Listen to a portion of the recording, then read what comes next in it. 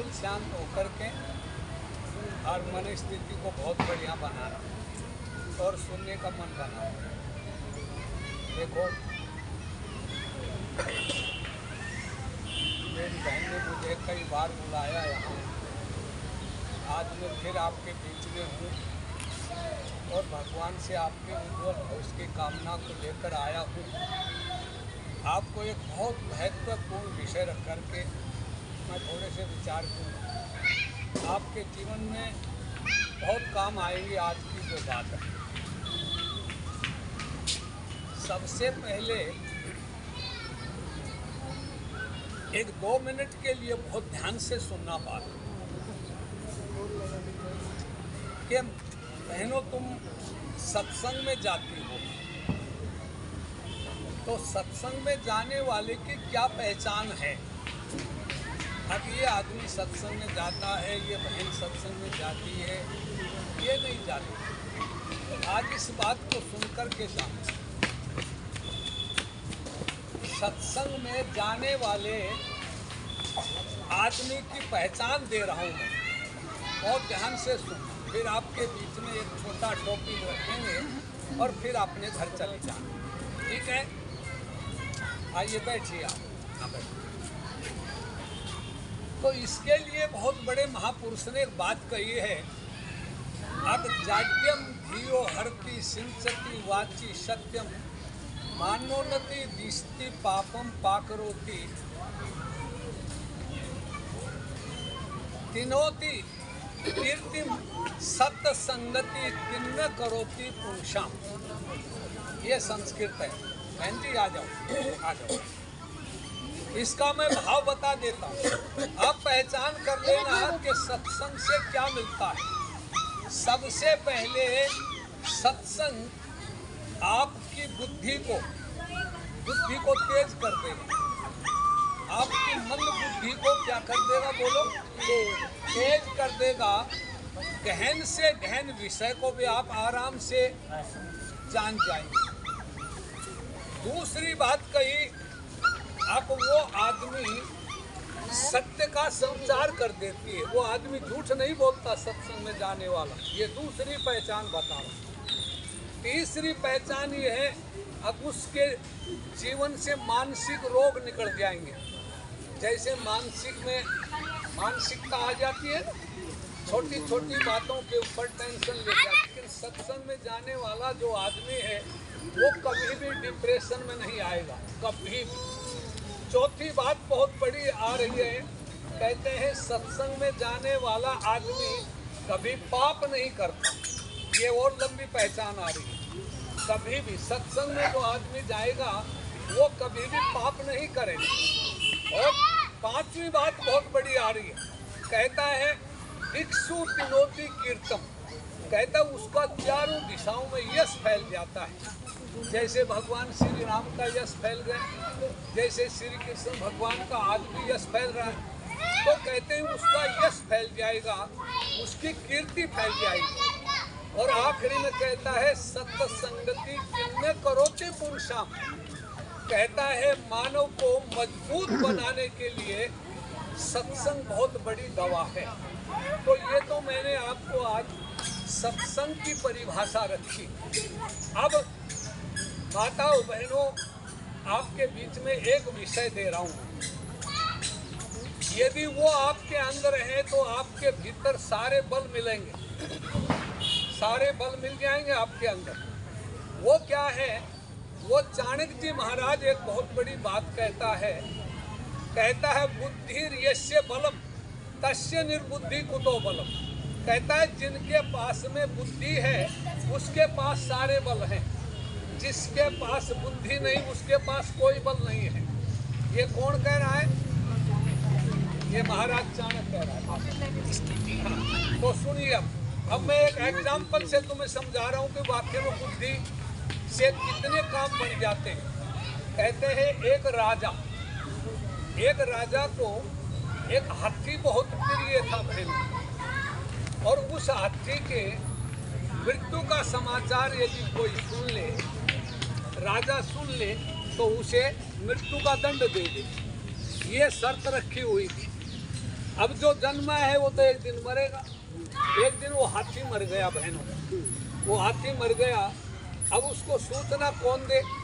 जो सूचना दे उसे मृत्यु का दंड मिले। लेकिन एक बुद्धिमान मंत्री बोला मैं दूंगा सूचना। अब वो बुद्धिमान मंत्री सूचना देने के लिए चला बहनों, तो कहते हैं जब राजा के पास पहुंचा तो राजा बोले क्या समाचार लेकर आए हो मंत्री?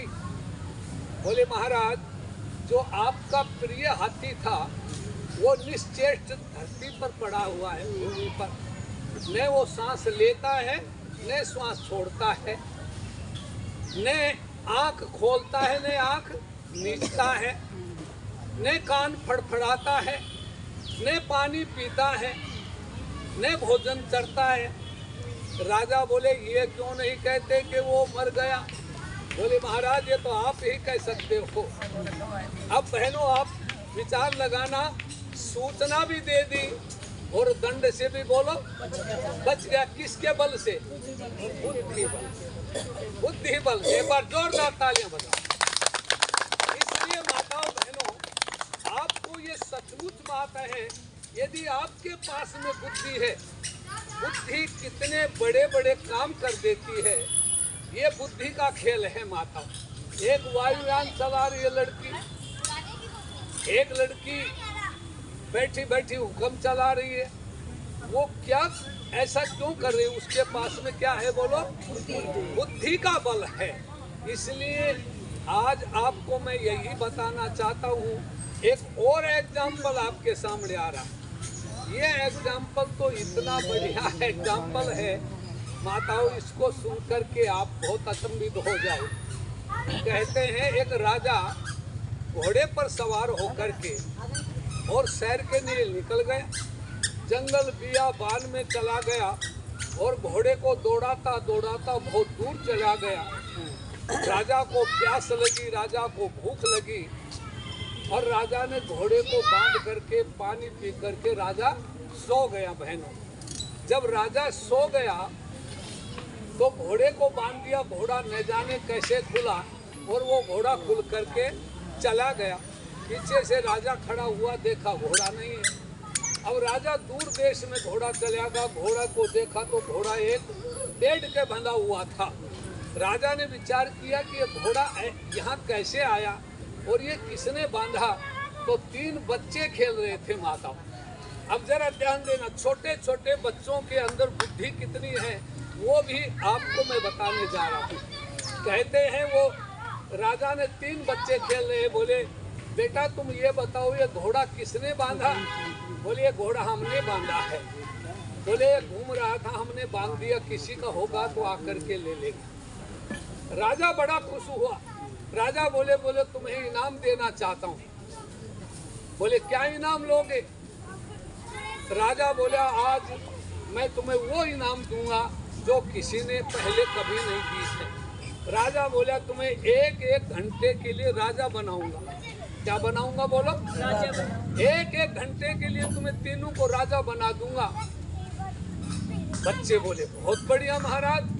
बोले अब मेरा क्या नाम है? बोले मेरा यज्ञदत्त।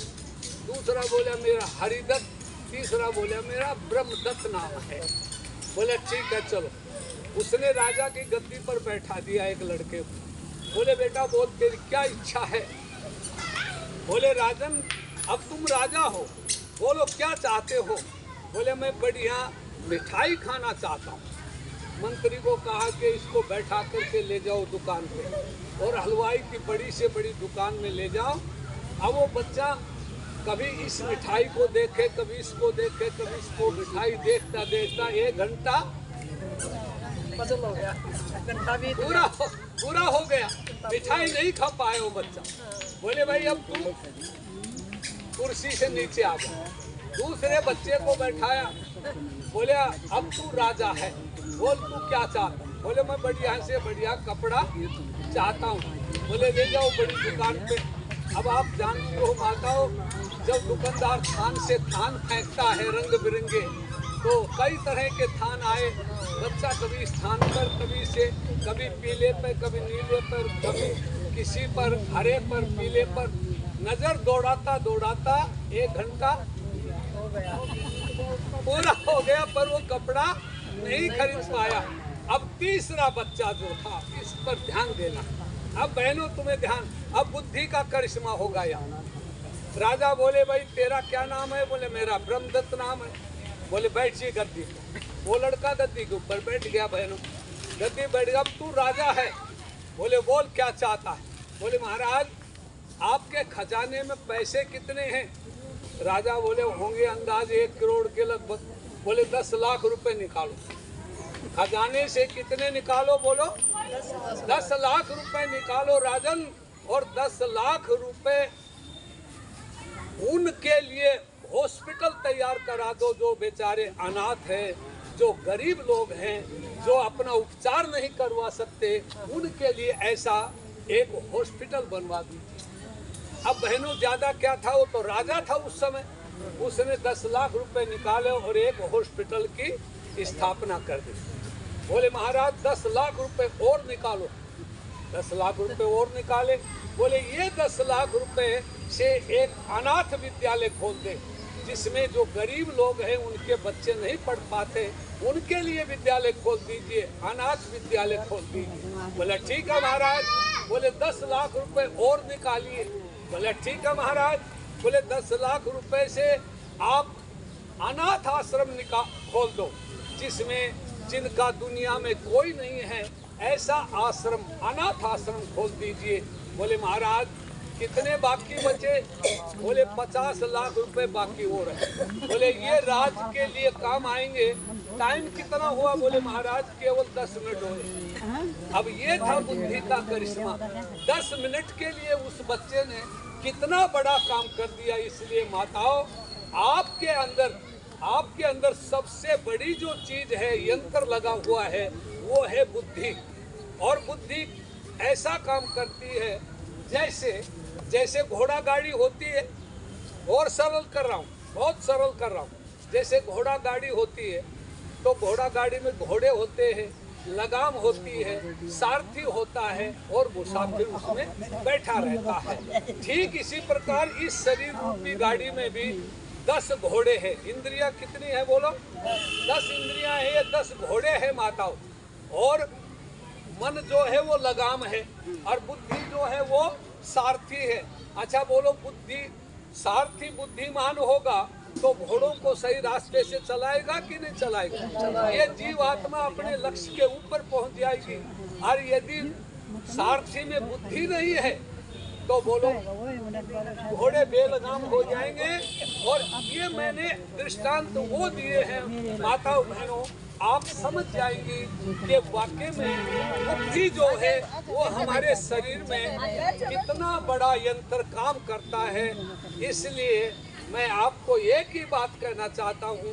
अब आप सोच रही होंगी बैठी बैठी कि बुद्धि हमारी कैसे बढ़े। बुद्धि के बढ़ने का रीजन भी तो होना चाहिए ना कोई, तो ये बताना बहुत जरूरी है। बुद्धि बढ़ती है ज्ञान से। किससे बढ़ती है? बोलो ज्ञान से। अच्छा ज्ञान क्या है? व्हाट इज मीन बाय ज्ञान? ज्ञान हम बोलते रहते हैं, ज्ञान का मतलब क्या है? यथार्थ दर्शनम इति ज्ञान। किसी चीज के बारे में जानना, किसी चीज के बारे में जानना। बहन जी ने बताया, अब जो वस्तु जैसी है, जो वस्तु जैसी है उस वस्तु को वैसा ही मानना, वैसा ही जानना। उस वस्तु के जैसे गुण कर्म स्वभाव हैं वैसा ही उसको मानना, इसका नाम बोलो क्या है? इसका नाम ज्ञान है।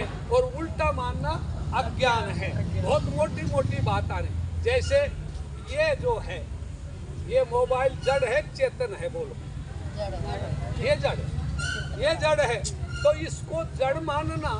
अच्छा दुनिया के अंदर 2 ही पदार्थ है, एक तो जड़ है, एक चेतन है। अब मैं हूँ, मैं चेतन हूँ, जड़। और ये शरीर जड़ है। ये शरीर जड़ है, मैं अलग हूँ। जैसे आप भी बोलते रहते हो मेरा हाथ, मेरा मुंह, मेरा नाक। तो मैं और मेरा इन 2 शब्दों का इस्तेमाल आप करते रहते हो। मैं और मेरा मकान, मैं और मेरा बेटा, मैं और मेरा भैया, मैं और मेरी बहन, तो मैं अलग है और बहन अलग है। मैं अलग हूँ, बहन अलग है, मैं अलग हूँ, मकान अलग है। ठीक इसी प्रकार से जो मैं बोल रहा है, इसका नाम जीव आत्मा है। बोलो क्या है? इसका जीव आत्मा है, मैं कर रहा है। और जो मेरा मेरा कर रहा है, ये अलग है। मैं और मेरा शरीर। देखो कितनी सरल भाषा में बात आ रही है। इसलिए मैं आपको एक भजन बढ़िया सा सुना दूं। इसी बात पर बहनों आप मेरे साथ बोलना, आनंद आएगा आपको कि वाकई में आपकी कितनी गुत्थियां खुल जाएंगी एक ही बात से। इसलिए